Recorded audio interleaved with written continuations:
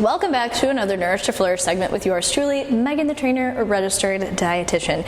And today's segment is kind of picking up with the topic that I introduced in my previous Nourish to Flourish video about using food as a reward.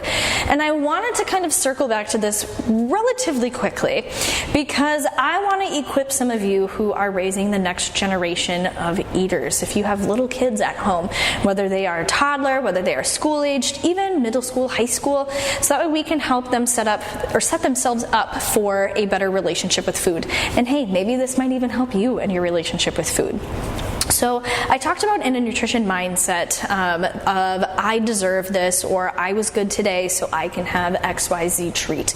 And usually it revolves around, again, some kind of either like junk food or like candy, cookie, baked good, something that's usually not going to be super supportive of our goals. And so I gave you and I equipped you with a couple of different tips to kind of work around that. But at the same time, I also confessed that I too am guilty of this.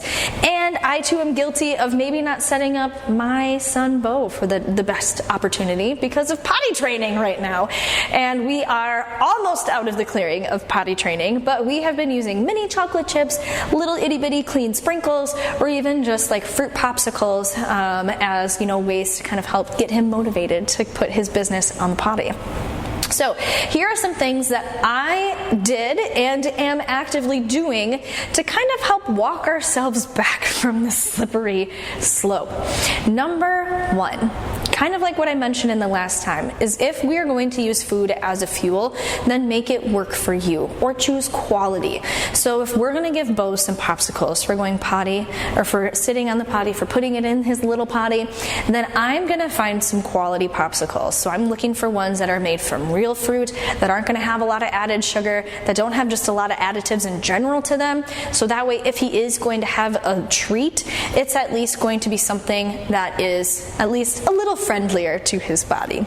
So that's number one, is I am being conscious of what food options or what reward options I'm presenting him with.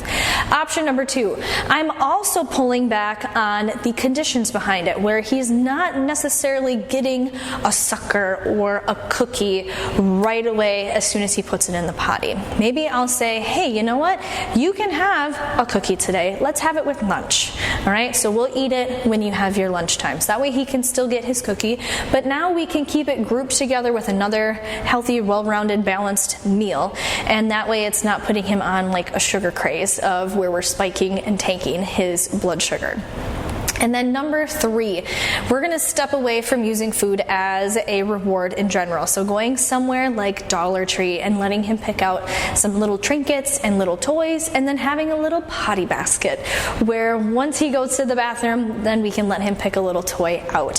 So that's going to be kind of our steps that we have taken, steps that we are taking in kind of fostering, again, not that relationship or that dependence on a reward when it comes to our food.